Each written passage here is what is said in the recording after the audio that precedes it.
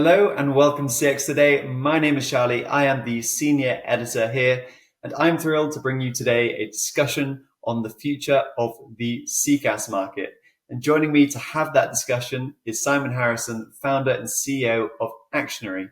Simon, thanks very much for joining us. How are you doing today? Doing great, sir. Doing really well, and looking forward to this. It should be a good interview or a good chat about what's going to happen. Some exciting times right now. Yeah, absolutely. It's great to have you join us for that conversation. And we've entitled this video rather quite dramatically, "The Death of the Pure Play Contact Center Provider." Now, that might sound a bit dramatic, but these providers are certainly under threat on multiple fronts at the moment. I mean, we see different types of customer experience vendors encroach on CCaaS. We have CRM vendors, customer engagement center vendors, UCaaS providers. They're all currently moving into the space. So, Simon, first off, could you maybe tell us a little bit as to why this trend is currently happening? I think there's three key reasons really. First of all, there's more to be done when it comes to CX. Right? I mean, did you read the Forrester CX Index report? My goodness, it's quite scary actually.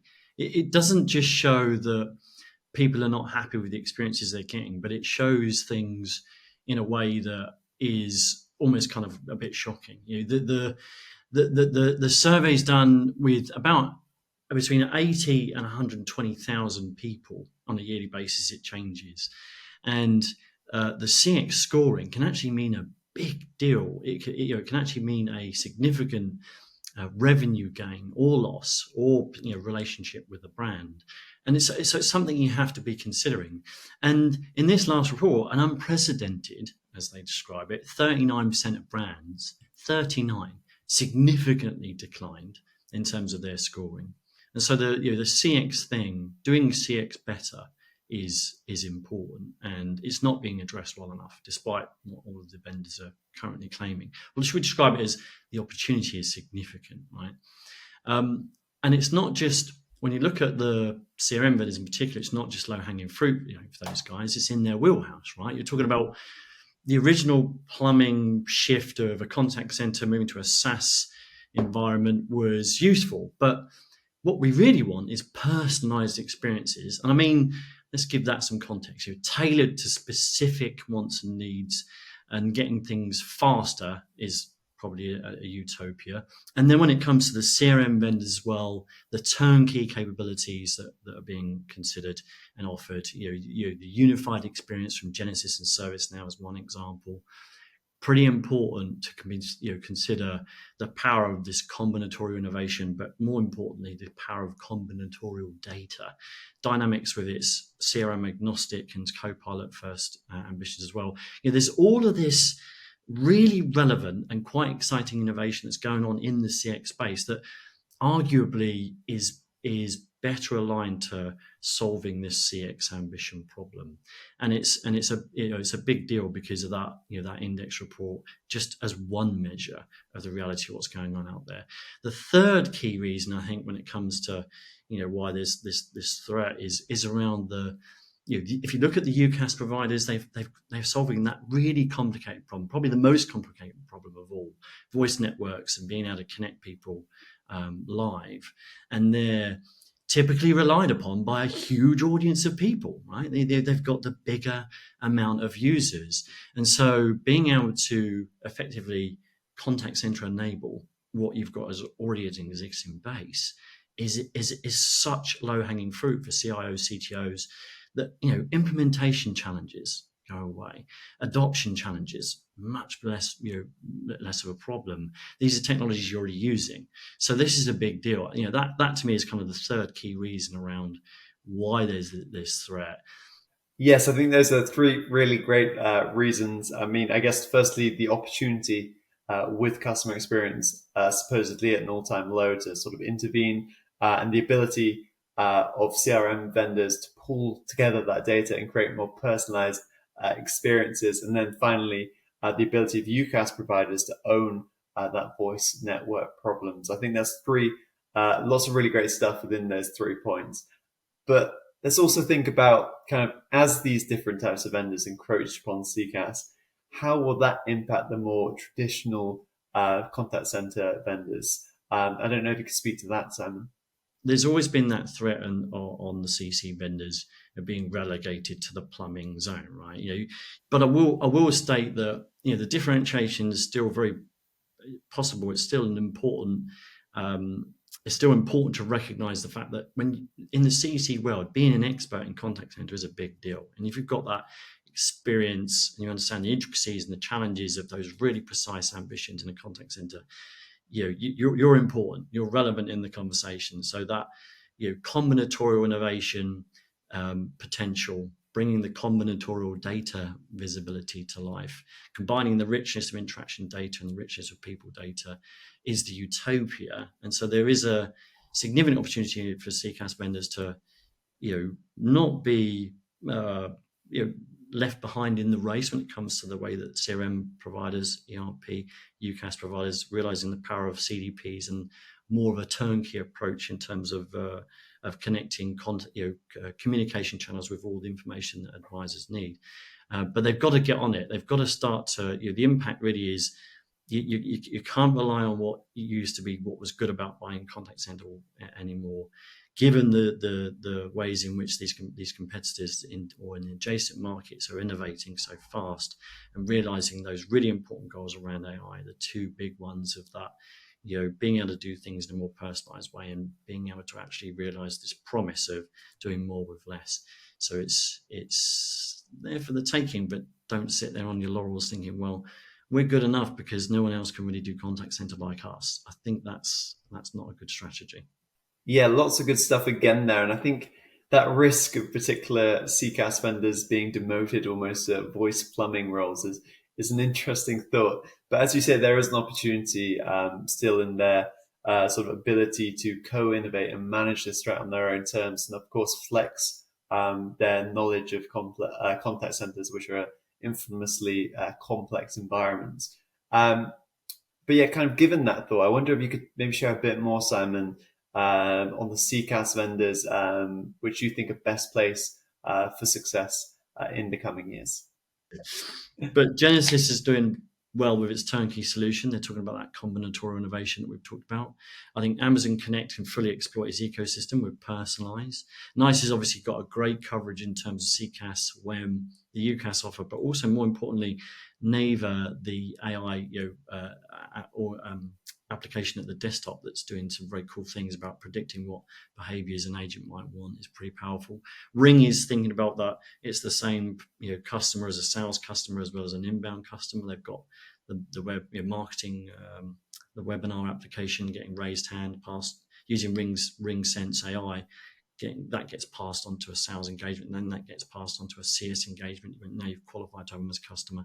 I think Zoom as well. Their code base is so progressive. They're more newer in the space, and also they've got that very powerful ability to turn on contact center seats through all those users they've got as a UCaaS user already. That's a big deal, and I think they're thinking the right ways in terms of AI, making it more of a we offer it in these applications. We're not going to charge you for the AI bit. We're going to just deliver more value through the application. So those are kind of my top picks, I think actually I will mention that TalkDesk is also doing some pretty cool stuff around industry clouds.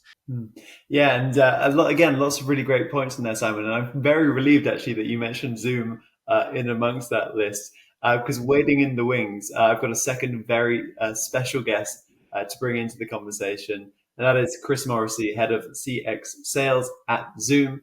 Chris, thanks very much for joining us. How are you doing today? Doing great. Good to talk to you again, Charlie. It was great. It was actually great listening to Simon, because we share a lot of the same insights and observations in the market. So I don't know if that's good for us or bad for us, but it's the same. So yeah.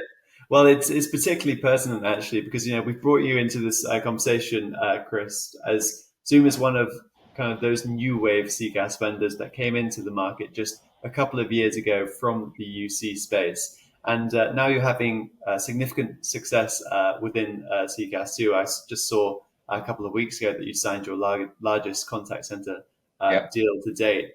And so, given this momentum and the kind of future of the CCaaS space that Simon has laid out for us, why do you think that Zoom in particular will have the edge? No, it's a great question. And actually, a lot of the answers will cover a lot of the insights and observations Simon had. So it's almost like we planned this, but we didn't.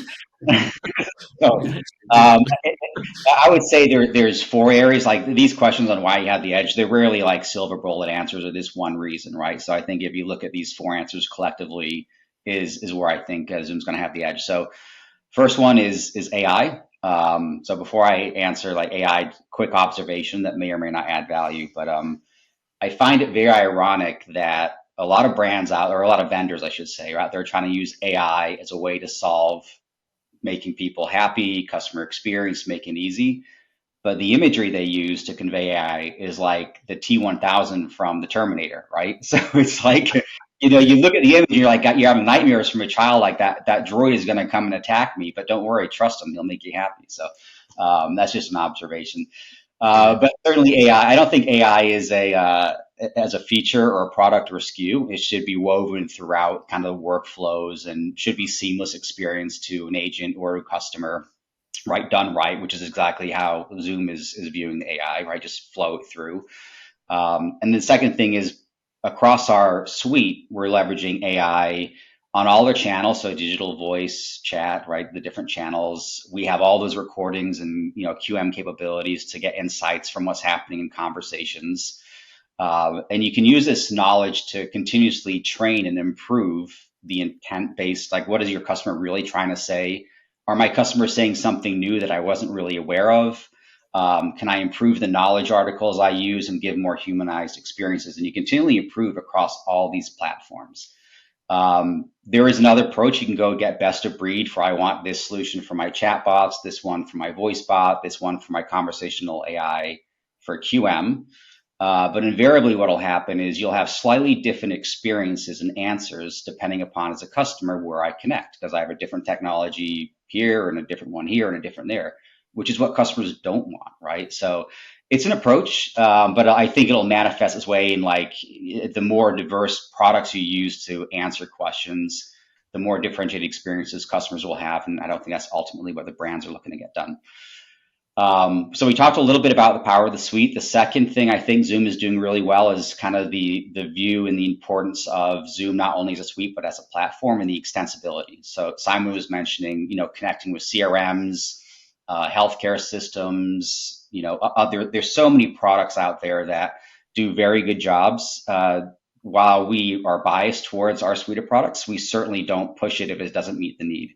Or if customers have CRMs in place that they need a connection, clearly their customer data in a customer experience workflow is extremely important. Like we have to acknowledge that. So we can connect to different CRM systems. We can connect to HR systems. We have different voice bots or chat bots or WFM. We can connect to all those things, right? So it's really viewing it as making it extensible. The third area is, and I think Simon used what is you're trying to break down or dissolve the divide between front office, back office, agents, employees. And Charlie, we've had this conversation before, right? It's if you ask a brand who you're trying to provide good experiences to, their answers are typically the customers and the employees, right? And agents. It's not just one or the other. It's trying to deliver a good brand experience as a brand to everybody. And there's one of two approaches you can try to solve for that. If that's your outcome or your desire as a brand, you can say, how can I have a constant communication flow from my customers to my agents, to my field workers, to my other subject matter experts in the company? How can I create a flow of knowledge flowing and communication flowing to really improve the experience for everybody on a happy platform? Or you can say in silos, how do I make my customers happy? Great. What should I do to make my agents happy? Check. Now I have my employees over here and how do I make them happy? Check. And then once you've developed these platforms, like now, is there any way I can bring these together? And sometimes it's too late because you kind of answer that question in silos, right? So Zoom does that very, very well. And the fourth one is a little bit more esoteric, but it's extremely important. If you think of it, it's around the connection and the DNA of Zoom, right? And if you think back to the pandemic where, Zoom had a lot of growth and we had a lot of people say they had really good video. We had great technology. We innovated very fast. We were very reliable, very scalable. By the way, all true. But that was not Zoom's mission. Zoom's mission was to connect people and deliver happiness during the pandemic, right? That was kind of their mission. Like when everyone's going home, millions of people are going home. How do you make them feel connected? So that has always been in the DNA and driving kind of force of Zoom. And you take that, and doesn't that really apply to customers? Isn't that the same thing you're trying to do, is like make them feel connected to the brand and deliver happiness? So I would argue we're not new to the contact center. I would say it's always been in our DNA. So those are the four things together, I would argue, that position as well. Yeah, absolutely. And when you actually think about kind of bringing those points back to kind of Simon's point around the closer connection with the CRM, having this unified communication suite with CCaaS, UCaaS, and then broader contact center tools as well, such as WFM, QA, and conversational AI solutions, all that Zoom has, that could really be a powerful combination without maybe sort of a traditional CCaaS player in the middle. And that's interesting to think about, given this overarching theme that we've had today of sort of the death of the traditional CCaaS player. But maybe I'd wonder if you could speak a little bit more to the breadth of Zoom's platform, because I think this is going to be really big for Zoom moving forward, and how that supplements its CCaaS offering. Yeah, absolutely. And all those things, by the way, I talked about in the CX or CCaaS or care, that's all within what we call our care kind of solution set. And people are actually, frankly, surprised Zoom even does that, which is my job to change that in the market, by the way. But not many people know we do that and how well we do it. But if you think about the broader Zoom ecosystem, right, and you get into the communications platform, meetings, phone, chat, right, we do all that, and that's really employee focused and collaboration. And then we have an employee engagement platform, WorkVivo. And WorkVivo, by the way, Gartner Magic Quadrant leader for the employee engagement platform. When Meta just shut down Workplace, WorkVivo was the only platform they named as a preferred partner to migrate to for employee engagement. So very powerful. You can start seeing a trend, right? Engagement and employees in front office. We have a marketing platform. We have our events. We have webinars. We have sessions, right? Which is more of how, the marketing side of the house. Then we have a tool for the sales organization, Zoom Revenue Accelerator, and that's kind of the conversational AI to help sellers optimize the sales process and ideally sell more stuff. And then care, which we've talked about in the first part of the conversation.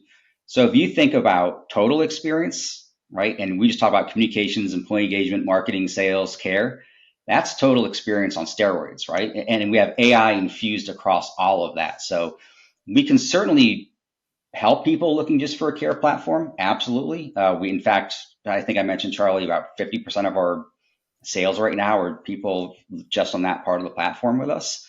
But when you start going broader and you start to talking to someone that cares about kind of the DNA and the total experience, we're very well positioned to be disruptive in the market. Absolutely. Mm. Yeah, absolutely. And I think the WorkVivo example is a really great one too. I mean, if you think about contact center QA, for example, and how you can maybe bring WorkVivo into that to kind of systemically reward agents as well. There's just the possibilities that open up from having this sort of broader CCaaS suite that goes kind of far beyond what just a CRM vendor would offer, but in tandem, they're so powerful. I think, yeah, this is it's a great proposition, but kind of bringing this interview to a close now. It's interesting, we've considered some hard truths today around the current state of the CCaaS market, and which is currently dealing with a lot of talk of consolidation and in some vendors some financial troubles as well. And as the likes of Zoom and other vendors take up more of the CCaaS market, it'll be interesting to get your final thoughts on if both of you think that the death of the pure play CCaaS provider is a significant risk. And I don't know, Simon, if you could maybe take that one first.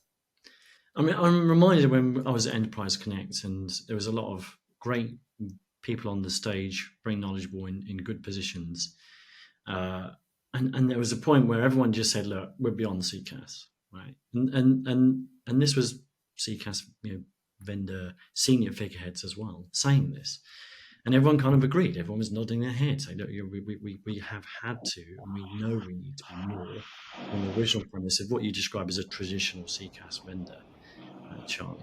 So I would hope no one dies. I would hope everyone just evolves. But I think in terms of the premise of that original thinking of what you thought was valuable as a CCaaS vendor versus marrying more precisely to the buyer's minds and the reality of where we are in terms of the CX industry. It's important to take advantage of the opportunity, I'm going to describe it as, to evolve what it is you're offering in all the important ways. And there's some good examples of vendors, I'm going to say like Zoom, that are showing some great examples of that value that you can touch, feel, and see now. So it can be done. Awesome. And I don't know, Chris, if you would maybe add to that at all. Yeah, I would echo. I don't think it's necessarily the death. I do think when adjacent markets enter a market, and we have the CRMs and hyperscalers and everyone coming in, it raises the bar for everybody, right? So I think the real winner here is going to be the customers and the brands, because everybody has to think a little bit differently now. I don't think CRMs are necessarily the default de facto winner of this space. I don't think CCaaS or standalone vendors are, or even the hybrid vendors. But what's going to happen is the bar is going to be raised for everybody, and then the real winners will come out, and those real winners might be from each of those different kind of Venn diagram bubbles, and you have a different kind of market landscape in 3-4 years from now. So that's my thought. Yeah, it's absolutely an exciting space, and one I'm sure we could talk for much longer on. But I think that's a great place to end today's conversation. It's been a really in-depth and thought-provoking chat. So thanks to both Simon and Chris for joining me today, and also thanks for everybody for watching. Bye for now.